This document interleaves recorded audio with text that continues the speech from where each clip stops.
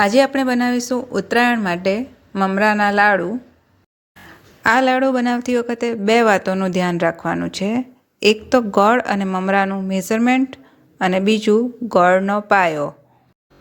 આ વાતોનું ધ્યાન રાખીને તમે પણ ઘરે એકદમ પરફેક્ટ લાડુ બનાવીને તૈયાર કરી શકો છો। સૌપ્રથમ આપણે મમરાને આ રીતે ચાળી લેવાના છે। અંદર જે પણ કચરા જેવું હોય એને કાઢી લેવાનું છે। મમરાને અહીં મેં સારી રીતે ચાળી લીધા છે। હવે મમરાને આપણે શેકી લેવાના છે।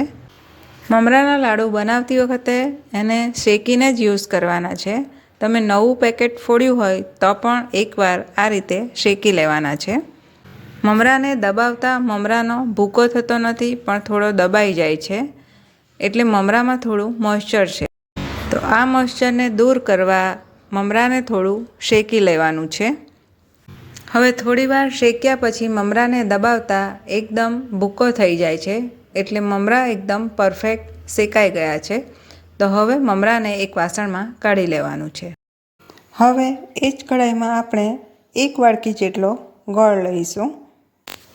હવે ગોળમાં 2 ચમચી જેટલું પાણી ઉમેરીને એને પીગાળી લેવાનો છે। ગેસની ફ્લેમ સ્લો ટુ મીડિયમ જ રાખવાની છે। ગેસની ફ્લેમને એકદમ ધીમી રાખીને ગોળનો પાયો તૈયાર કરીશું। ગોળ એકદમ પીગળી ગયો છે। ગોળનો પાયો બને ત્યાં સુધી આપણે એને બરાબર ગરમ કરીશું। ગોળને થોડીવાર ગરમ કર્યા પછી એમાં બબલ્સ આવવા લાગ્યા છે, તો હવે એનો પાયો ચેક કરી લઈશું। ગોળનું મિશ્રણ પાણીમાં ઉમેરતા એ આ રીતે ફેલાઈ જાય છે અને એને ઠંડુ પાડીને ખેંચતા એ રબર જેવું ખેંચાય છે। તો હજી ગોળનો પાયો તૈયાર થયો નથી, હજી આપણે ગોળને ઉકાળીશું। ગોળને આપણે ફરીથી ગરમ કરવા મૂકી દઈશું। પાયો ચેક કરતી વખતે ગેસની ફ્લેમને સ્લો કરી દેવાની છે અથવા તો બંધ કરી દેવાની છે। ગોળને ફરીથી ગરમ કરી લીધો છે। હવે ફરીથી ગોળનો પાયો ચેક કરી લઈશું।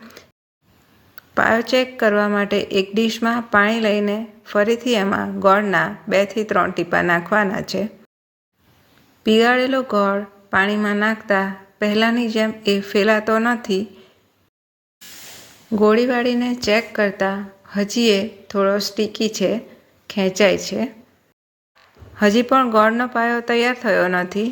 ગોળને ફરીથી ગરમ કરી લઈશું। ગોળને ફરીથી ગરમ કરી લીધો છે। ગોળનું મિશ્રણ હવે થોડું હલકું થઈ ગયું છે અને એનો કલર પણ થોડો ડાર્ક થઈ ગયો છે। તો હવે ગોળના 2 થી 3 ટીપાને પાણીમાં નાખીશું। ગોળના મિશ્રણને પાણીમાં ઉમેરીને એકદમ ઠંડુ પડે પછી એનો પાયો ચેક કરવાનો છે।